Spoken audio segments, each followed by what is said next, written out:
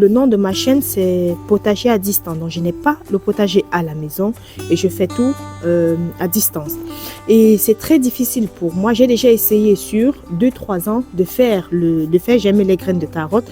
Je n'ai jamais réussi jusqu'à l'année passée où j'ai eu la chance d'acheter ces plaques alvéolées ici. Bonjour, chers amis du potager à distance, et j'espère que vous allez bien. Moi, c'est Josiane pour tous les nouveaux. Merci de regarder jusqu'à la fin afin de faire connaître cette chaîne YouTube.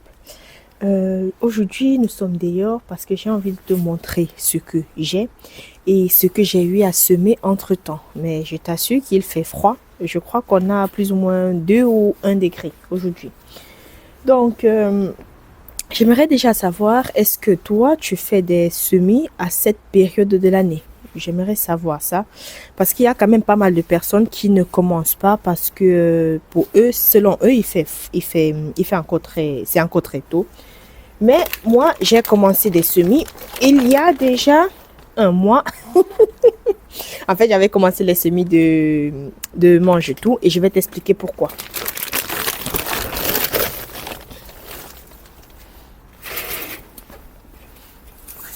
Donc, voici les semis de mange-tout que j'avais réalisés au mois de décembre.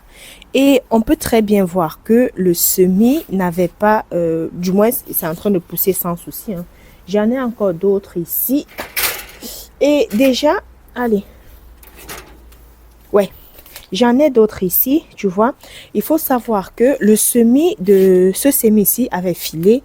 C'est-à-dire, j'avais laissé ça dans la maison. Et quand ça avait germé, je n'ai pas rapidement mis ça à l'extérieur. Donc, vu le manque de lumière dans la maison et vu la température haute, je suis autour de 19-20 degrés. Non, 20 c'est beaucoup.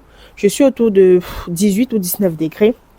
Et vu qu'il y avait une haute température, mais un manque de lumière, mes plants ont filé et je les ai mis dehors. Mais c'est dehors depuis pratiquement 2 semaines et demie. Oui, depuis 2 semaines et demie. Et ça a l'air de très bien se porter parce que on a eu le gel et tout se passe bien. Donc le gel, non. Le fait que les plantes aient filé, ça n'a pas causé de dommages à mes petites plantules. Donc, et ça, ce sont des semis que j'ai réalisés au mois de décembre. Mais tu vas te demander pourquoi est-ce que j'ai fait ça. Bon, je vais t'expliquer. Au mois de décembre, j'avais des graines dans mon armoire et je me posais la question, est-ce que ça va germer? Donc, je ne savais pas si les graines allaient germer ou pas. C'est pourquoi j'ai fait ce que j'appelle l'essai de germination. Et j'ai justement mis en terre les petits pois. J'avais aussi à la même période sémé les choux, aussi quelques laitues. Et j'ai très bien fait de faire ça parce que seuls les petits pois ont germé, les choux et les laitues même germé pas du tout. Et je me suis dit peut-être je me suis mal prise.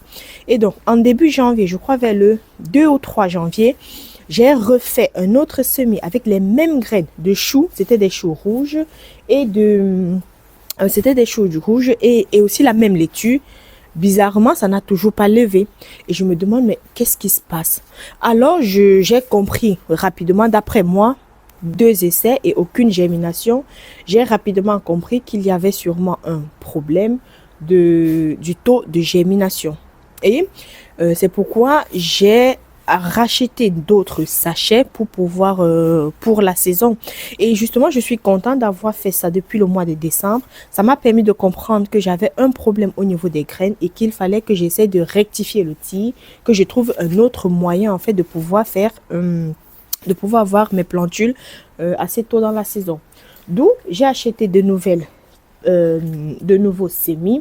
Et on peut bien voir ici que j'ai des choux rouges que j'ai semés le 12 janvier. Regarde-moi ça.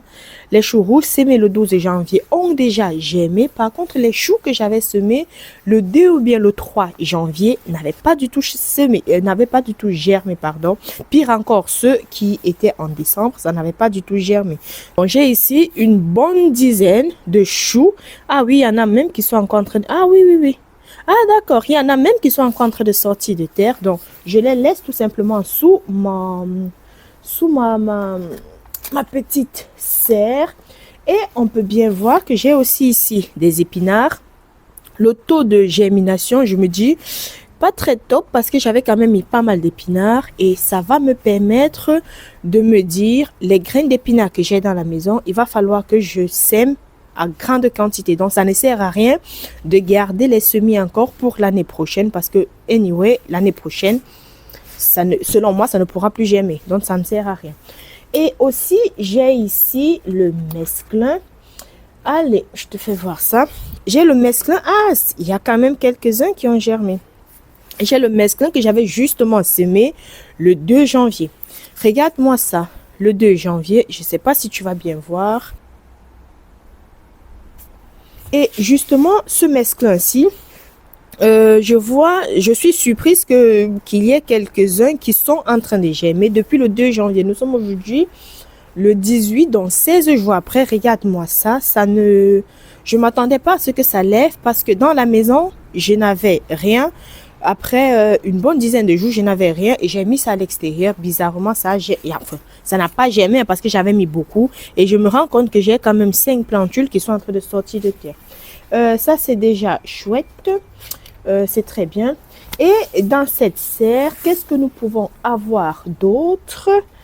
Allez, je te présente rapidement ce que j'ai ici. J'ai ces oignons, enfin les oignons. Oui, ce sont des oignons bien sûr. J'ai des oignons qui sont en train de germer là.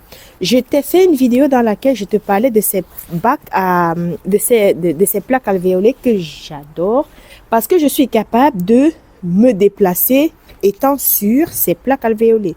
Donc ce sont de très bonnes plaques, du moins c'est très rigide.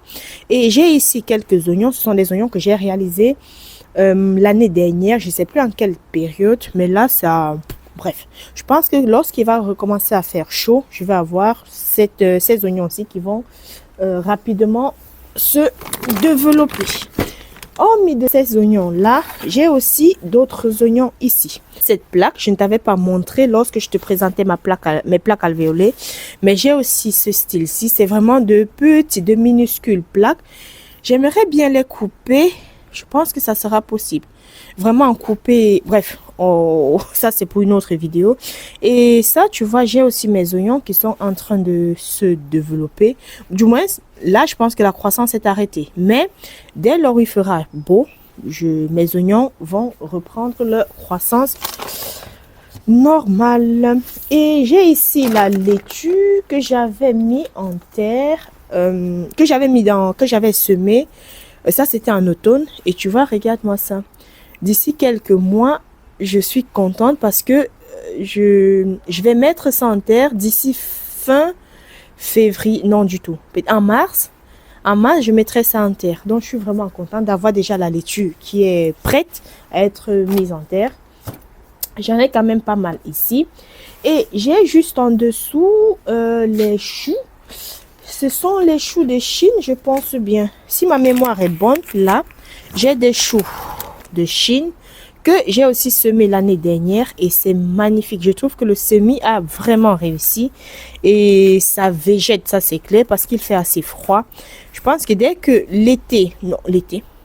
dès que le printemps va sonner à nos portes, je vais avoir le chou qui va rapidement se développer et j'espère consommer ce chou-ci au printemps. Parce que là, c'est mon but d'avoir des légumes pour le printemps. C'est pourquoi j'avais semé assez tard en saison pour espérer avoir ça. Bon, juste ici en bas dans des pots en bas, je t'avais déjà montré ça dans une vidéo. Je vais avoir mes petits fraisiers que je devrais repiquer au mois de mars. Bon, les petits pois que tu vois ici, tu es d'accord avec moi, le taux de germination n'était pas bon du tout. Et je ne sais pas si je te l'ai dit, en fait, les graines de petits pois que j'ai ici, l'année dernière, en fin d'automne, il y a moi jardinerie qui vendait des graines qui faisait des réductions sur des graines. Je pense que c'est parce que les sachets étaient déjà en date d'expiration. Et ils vendaient un sachet de petits pois qu'ils ont l'habitude de vendre à 7-8 euros. Ils vendaient ça à 1 euro. toute la boîte. Et je me suis dit, bah, ce n'est qu'1 € donc je vais prendre. Et justement, je ne m'attendais pas à avoir un très bon taux de germination. Et ça s'est confirmé ici avec les graines de décembre. Le but, c'était de voir si ça allait bien germer. Tu vois, ça s'est confirmé là. Le taux de germination n'est pas fou parce que j'ai ici sur plus ou moins 6 à 7 graines que je mettais dans les pots. J'ai ici 2 ou 3, maximum 4. J'en ai très peu qui ont germé par rapport à ce que j'avais mis. Et j'ai réalisé le même essai avec toujours les mêmes graines et toujours le même mode de germination. Enfin, toujours le même mode de culture. Et justement, je me rends compte que les graines sont en train de pourrir et j'ai un très mauvais taux de germination. Ne me dis pas que c'est parce que je dépose la graine au-dessus, parce que c'est pas vrai. L'année dernière, je déposais les graines au-dessus comme ça et j'avais de très bonnes réussites. Je faisais comme ça avec le maïs, le haricot. Bah, tu peux voir sur ma chaîne YouTube, tu as la vidéo où je te fais des semis comme ça. Et tu vois que en réalisant le semis pareil, je vois très bien les graines ici, tu vois. Je vois très très bien les graines qui germent et ou bien qui pourrissent. Et si j'ai le temps, tu vois, je peux retirer ces graines-là pour laisser celles qui sont plus ou moins en bon état de germer sans problème. Regarde-moi ça. Donc je vois très bien qu'ici, j'ai plus ou moins 4 ou 5 graines qui germent, tandis que là, c'est pratiquement 0. Donc tu vois un peu que le fait de réaliser ces semis assez tôt dans la saison te permet déjà de pouvoir gérer ce genre de problème de graines qui ne vont pas du tout germer. Mais si tu as des graines de cette année, du moins si tu as des paquets de graines qui ont été ouverts cette année-ci, tu auras de la chance parce que à ce moment, normalement, toutes les graines devraient germer, donc tu auras cette chance-là. Par contre, si tu as des paquets qui ont déjà plusieurs années, qui ont déjà au moins 1 an, le taux de germination va baisser. Pire encore, si tu vas au magasin comme moi, tu achètes des paquets à 1 € alors que le paquet est censé coûter 7-8 €. Si tu l'achètes à 1 €, sache que, et en plus c'est bien marqué dessus, hein, date d'expiration en 2025. Donc tu vois que je savais, je savais et je l'ai acheté pour tester. Mais là, ça me prouve que les graines n'étaient plus bonnes du tout. Bon, en dehors de tout ça, j'ai ici les carottes que j'ai semées. Ça n'a pas encore germé, mais je vois quand même qu'il y a un début.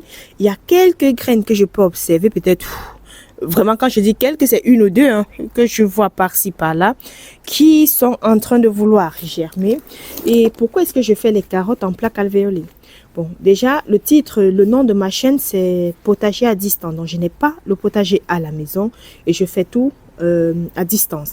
Et c'est très difficile pour moi. J'ai déjà essayé sur 2-3 ans de faire germer les graines de carottes.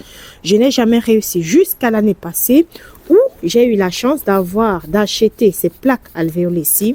Donc, je mets les carottes là. J'en ai peut-être mis 5 ou 6 graines de carottes là-dedans. Et je vais faire germer ça ici. Et je vais les repiquer. Tu as sur ma chaîne YouTube, je vais te mettre sûrement la vidéo. Une vidéo dans laquelle je repique effectivement ces carottes-là en récoltant quelques-unes que j'avais dû semer de la même façon. Pour moi, c'est la seule façon d'avoir des carottes. Sinon, je n'aurais rien du tout. Soit je fais ça, soit j'ai pas de carottes. Parce que, bon voilà, le carotte est un semis qui met très long pour pouvoir germer.